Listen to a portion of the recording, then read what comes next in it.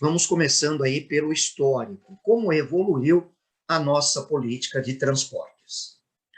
O período compreendido entre 1870 e 1920 é o período em que nós tivemos a maior expansão do sistema ferroviário, maior expansão de quilômetros de ferrovias. Período esse conhecido como Era das Ferrovias. Foi o período que coincidiu com a expansão da cafeicultura, o auge da cafeicultura. Por onde avançavam as ferrovias, era possível incorporar novas terras para a produção de café. E as ferrovias eram utilizadas para levar o café até o Porto de Santos para exportação. Período seguinte, de 1920 até 1960, é um período em que há uma estagnação do transporte ferroviário. Algumas ferrovias novas vão sendo implantadas, outras mais antigas vão sendo desativadas. E o número de quilômetros de ferrovias praticamente não evolui, fica estagnado. Esse também é um período em que o perfil do Brasil está mudando. O Brasil está deixando de ser um país rural e agrícola para se transformar em um país urbano e industrial. De 1960 a 1990, temos uma decadência do sistema ferroviário. As ferrovias vão ser praticamente abandonadas. Elas vão se deteriorar, né? O serviço do transporte ferroviário vai perder qualidade, ferrovias vão sendo abandonadas progressivamente. E no lugar nós vamos ter uma maior expansão do sistema rodoviário, uma grande expansão do transporte rodoviário. Associado à implantação da indústria automobilística no país. Nós exageramos na dose aí no transporte rodoviário. Nós demos uma importância exagerada e ficamos muito dependentes de um meio de transporte que nos trouxe também, ao mesmo tempo, uma grande dependência do petróleo importado na época. Lembre, petróleo para fazer o asfalto, o óleo diesel, óleos lubrificantes, gasolina, perfeito? Visto que nós erramos, de 1990 para cá, nós temos uma nova política de transportes e a gente está procurando reduzir o percentual de cargas no transporte rodoviário e aumentar o percentual de cargas em ferrovias e hidrovias. Tudo isso para buscar um maior equilíbrio entre as várias modalidades de transportes, maior integração entre essas modalidades de transportes, maior eficiência do sistema e custos menores. Ok? Esses números já vêm mudando. Talvez um pouco lentamente, né? Talvez precisássemos realmente de uma agilidade maior nessas alterações, nessas mudanças. Mas os números vêm se alterando sim. Tá ok? Bom, agora, turma, quando vai se escolher um sistema de transportes a ser implantado, o que é que nós devemos considerar? Primeiro, turma, os custos. E podemos dividir os custos em 3 itens. Os custos para implantar o sistema, para operar o sistema e para manter. Às vezes, um meio de transporte pode ser mais barato na implantação, mas ele pode ser mais caro na operação e manutenção, ou vice-versa. Então, na verdade, os 3 custos têm que ser analisados em conjunto. E aí, então, poderíamos dizer que o sistema rodoviário e o aéreo são mais caros. A manutenção é mais cara, transportam menos carga de cada vez, gastam mais combustível, e aí, então, são até mais poluentes. Agora, a vantagem é que são mais rápidos, né? O hidroviário e o ferroviário são mais baratos. A manutenção é mais barata, transportam muito mais carga de cada vez, gastam menos combustível, poluem menos, só que eles são mais lentos. Então, se você tiver urgência no transporte da carga, claro que você vai ter que optar pelo rodoviário ou aéreo. Se não houver urgência, pode ser lento, hidroviário e ferroviário são ótimas opções. Ok? Além disso, temos que analisar também o quadro natural do local onde vai ser implantado o sistema de transportes. Por exemplo, o clima, né, é de uma grande importância. Num local em que chove muito e frequentemente, é claro que é um absurdo você pensar em estradas de terra. É o problema que nós temos na região amazônica brasileira, com rodovias de terra, sem pavimentação, que viram um verdadeiro lamaçal, e ali ninguém transita. Né? Ou então, secas prolongadas, meses e meses secos. Um rio da região pode secar, e se o rio seca, é claro que inviabiliza o transporte hidroviário. Temperaturas. Será que as temperaturas são negativas durante alguns meses? Então, veja, ó, a água do rio vai congelar, o rio não vai ser navegável, vai haver queda abundante de neve, né? Tudo isso tem que ser considerado. O relevo, como é que ele é? Se ele é plano, podemos ter rios navegáveis. E se ele não é plano? Se o relevo é plano, o custo para implantar uma rodovia ou uma ferrovia fica menor. Agora, digamos que o relevo é cheio de morros, montanhas, provavelmente os rios não vão ser navegáveis, o custo para implantar uma rodovia ou uma ferrovia vai ser mais elevado. Então, tudo isso tem que ser considerado. Finalmente, o que você vai transportar? São pessoas ou cargas? E em que quantidade? Vai haver o transporte de milhares de pessoas por dia ou milhões de pessoas por dia? É bem diferente. Você vai transportar milhares de toneladas ao ano inteiro ou milhões de toneladas durante o ano? A carga é carga viva ou não? Há um jeito de transportar boi vivo, diferente do jeito de transportar a carne do boi que já foi abatido. Então, tem que se pensar nisso também. E qual é a distância que vai ser percorrida? Por exemplo, para uma distância curta ou média, o rodoviário é interessante, mas para longas distâncias, o rodoviário não é interessante, que é o erro que a gente comete aqui no Brasil, transportando mercadorias pelo país todo, que tem distâncias enormes, através do caminhão. Não é bom. O transporte aéreo para longa distância é interessante, para curta distância não. Né? O naval para distâncias maiores também é bem interessante. Inclusive, lembre, se você vai ter que ir de um continente para o outro, atravessar os oceanos, é claro que aí ou você tem a opção do transporte naval, a navegação marítima ou o aéreo, correto? Então, tudo isso tem que ser considerado. Agora, o problema é que, ao longo da história do Brasil, essa análise detalhada, cuidadosa, para um planejamento melhor do sistema de transportes não foi feito. E é por isso que nós fomos, ao longo do tempo, acumulando muitos problemas de logística, que a gente está tentando corrigir recentemente. Ok? Muito bem. Vejam aqui apenas uma comparação de matrizes de transporte de carga, turma, em países que têm uma grande área.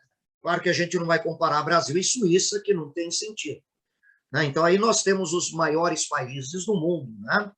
A Rússia, o Canadá, a Austrália, Estados Unidos, China, Brasil.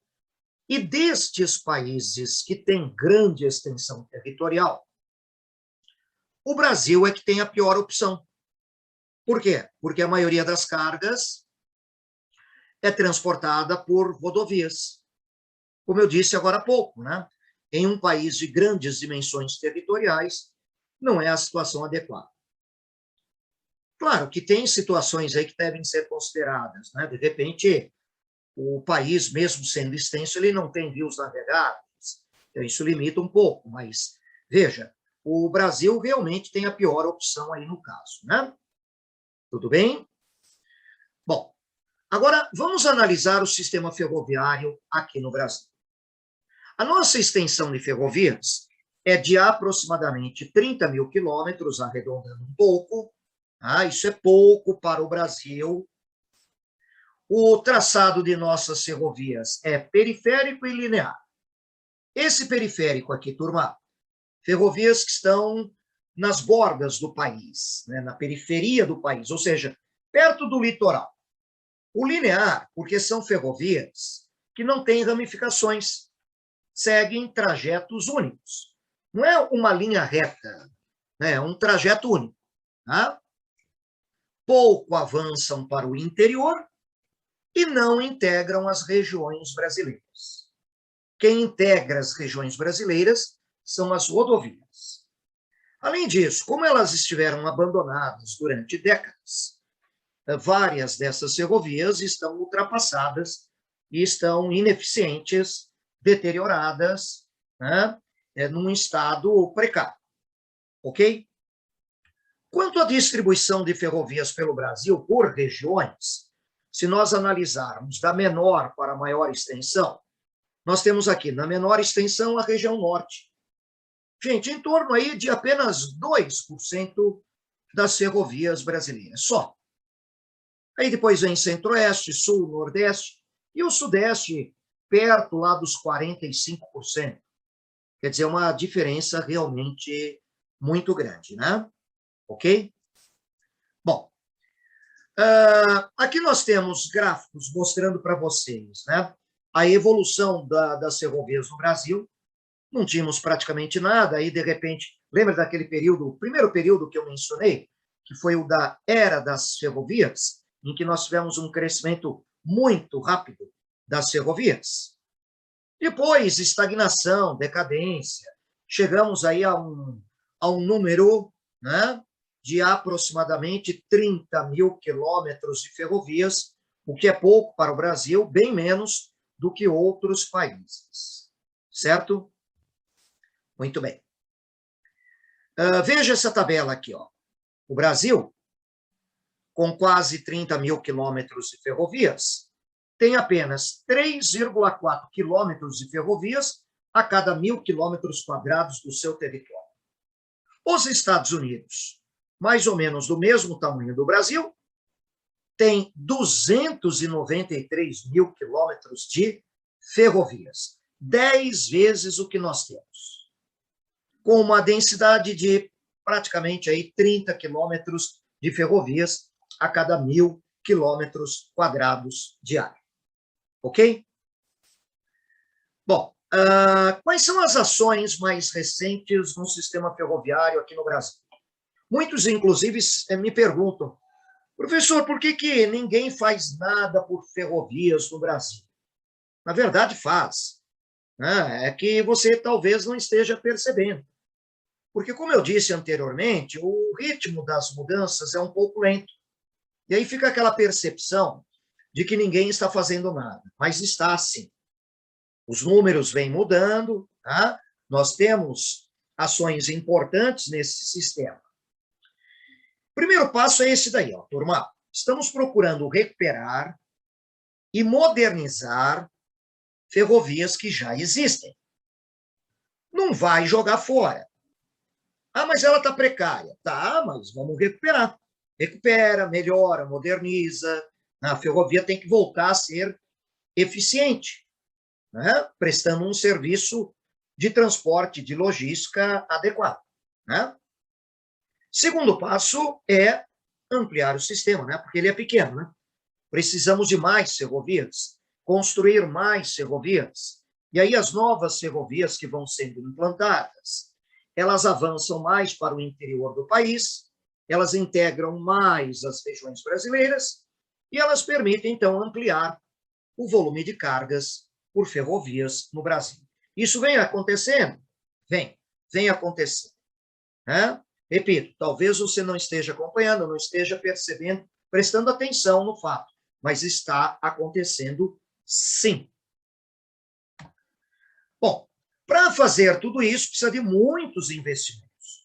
Como o poder público não tem o capital suficiente, além do capital estatal, estamos recorrendo cada vez mais a investimentos do capital privado.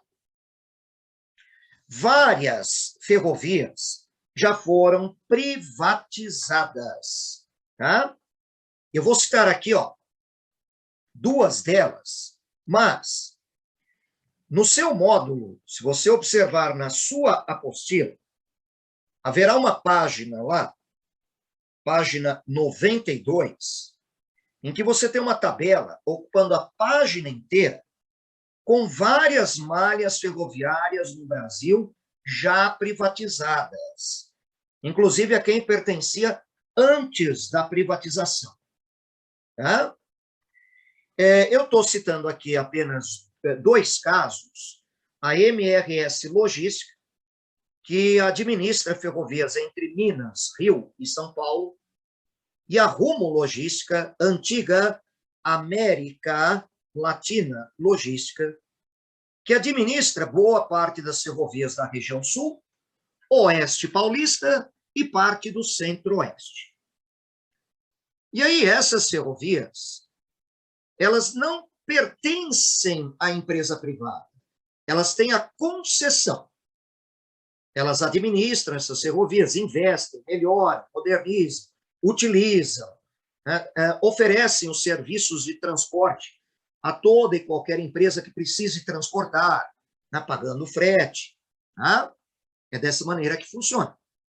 E aí a gente vai recuperando a malha ferroviária que há aí no Brasil. E vamos implantando novas ferrovias, como, por exemplo, essas que eu estou apresentando na tela para vocês. Agora, é melhor mostrar pelos mapas, né? Tá aí os nomes de algumas delas, tá?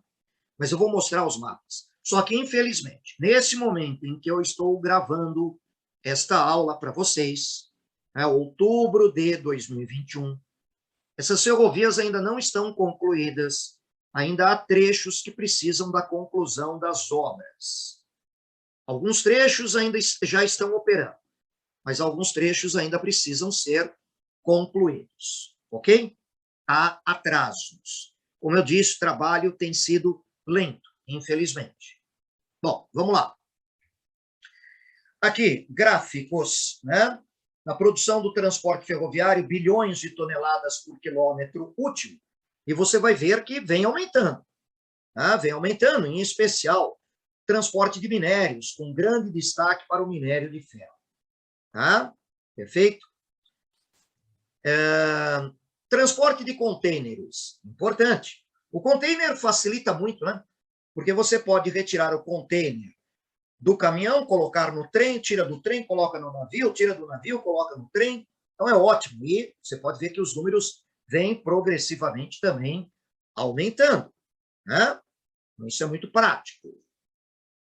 Aqui você tem um mapa da malha ferroviária, isso aparece no seu módulo, na sua apostila. Só gostaria de chamar a atenção para vocês de algumas linhas tracejadas. São trajetos ainda em projeto, ainda não estão implantados. Ou estão em obras em fase inicial. Né? Perfeito? Lembra que eu falei da Rumo Logística? Né? A Rumo, ela administra boa parte da malha ferroviária da região sul, oeste paulista e parte do centro-oeste, por exemplo. Né? Agora, vamos ver aqui, ó, turma. Mapas. Tem na sua apostila, tá? Estrada de Ferro Vitória, Minas. Leva minérios do quadrilátero ferrífero até o Porto de Tubarão, em Vitória, no Espírito Santo. Tá? Essa ferrovia é muito boa e ela é administrada, operada pela empresa Vale. A Vale é uma empresa privada. Então, está aí uma ferrovia privatizada, bem administrada e de boa qualidade. Assim como esta, a Estrada de Ferro dos Carajás, também operada, administrada pela Vale, que leva minérios da Serra dos Carajás até o porto de Itaqui, em São Luís, no Maranhão. Ok? Aqui, turma, obra iniciada pelo presidente Lula, ainda não concluída, está atrasada, é a Transnordestina. Quando ela estiver concluída, ela vai ligar o porto de Suape, em Pernambuco, até Eliseu Martins, no sertão do Piauí. E um segundo trajeto, de Salgueiro, no sertão de Pernambuco, até o porto de Pecém, em Fortaleza. Também há, nesse momento, um projeto para prolongá-la de Eliseu Martins até a estrada de ferro norte-sul, mais para cá. Tá? E aqui eu estou apresentando a estrada de ferro norte-sul para vocês. Há um mapa dela na última página da teoria do seu módulo. A estrada de ferro norte-sul é uma novela, hein, gente? Ela foi iniciada pelo presidente José Sarney, primeiro presidente civil pós-governos militares. São 3 décadas construindo essa ferrovia e ela ainda não foi concluída. Uma vergonha, no caso. Agora, a ferrovia, vergonha é o atraso. A ferrovia em si, sem dúvida, uma vez concluída, será o principal eixo ferroviário aí do Brasil. Norte e sul. Desde a Açailândia, no Maranhão, até Estrela do Oeste, em São Paulo. Esse trecho final ainda está necessitando das obras para conclusão. Tá? Ela se interliga à ferrovia de Carajás, está vendo? Vai se interligar à rede ferroviária aqui em São Paulo, administrada pela Rumo. Projetos de prolongamento até o porto de Vila do Conde, no litoral do Pará, e até o Paraná para se integrar à malha ferroviária na região sul. Então, a ferrovia realmente, que uma vez concluída, será importantíssima para o país. Parte dela já está operando. Ok? Muito bem. Aqui, a Ferronorte. A Ferronorte, parte dela já operando, parte em obras. Quando estiver concluída, ela vai ligar a Aparecida do Taboado, no Mato Grosso do Sul, ou Santa Fé do Sul, em São Paulo, até Cuiabá. Já há projetos de prolongamentos, por exemplo, até Porto Velho. Não sei se vai ser feito, mas já há um planejamento de prolongar aí a estrada de ferro, Ferronorte. Tá? Esse trajeto aqui que eu estou mostrando aqui, ó, na verdade tem um projeto aqui parecido com esse, que vai ser bancado pela iniciativa privada, que é a Ferrogrão. Ferrogrão, para transporte de grãos do Brasil Central. Vai partir de Sinop, no Mato Grosso, até Itaituba, junto ao rio Tapajós, aqui onde há um porto, Porto de Itaituba, e aí se integrar com o transporte hidroviário. Tá? FIOL, Ferrovia de Integração Oeste-Leste, bem atrasada, viu, gente? Quando ela estiver concluída, ela vai ligar o porto de Ilhéus, no sul da Bahia, até, não chegou aqui o mapa, tá, turma? É um pouquinho mais para cá, Figueirópolis, em Tocantins, integrando-se à estrada de ferro norte-sul, tá? Atravessando aqui a Bahia e chegando até aqui em Tocantins. Tá? Faltou aqui o trechinho final em Tocantins. Tá bom? Bom, e aqui, olha, aqui nesse mapa, tá vendo? Aqui está a FIOL, que eu estava apresentando para vocês, e aqui o trecho que não apareceu no mapa anterior, até Figueirópolis, na estrada de ferro norte-sul. E aqui um outro projeto, por enquanto o projeto ainda não tem o trajeto definitivo, tá? Que vai ser da FICO, Ferrovia de Integração do Centro-Oeste. A ideia é ligar a estrada de ferro norte-sul até Porto Velho, quem sabe até Rio Branco, no Acre.